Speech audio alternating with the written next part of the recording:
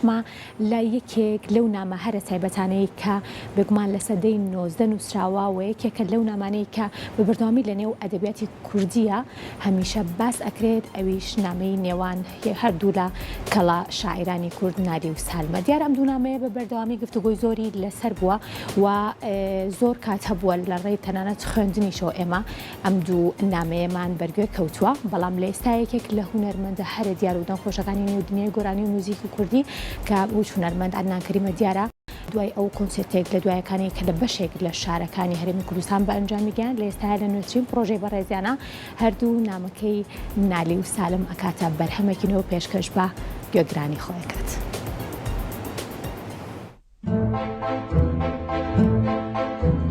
سيرب كلا برد لداري محلكان دوري بدبا برس شطافتي شفار وجور سيرب كلا برد لداري محلكان دوري بدبا برس شطافتي شفار وجور داخو دروني شقنوا فردسا شقاوا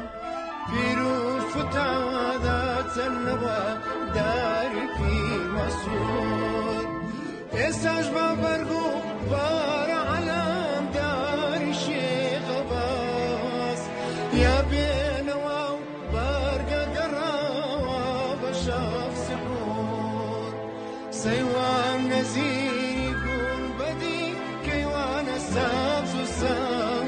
بەندی دیار عەدنان کەریم لە پێگەی تایبەتی خۆی لە تۆڕە کۆمەڵایەتیەکان ئاماژەی بە نوێترین پرۆژەی هونەری کردووە کە خۆی لە ئەلبومێکی گۆرانیدا دەبینێتەوە بە ناوی شار چامەکەی نالی و وەڵامەکەی سالمە.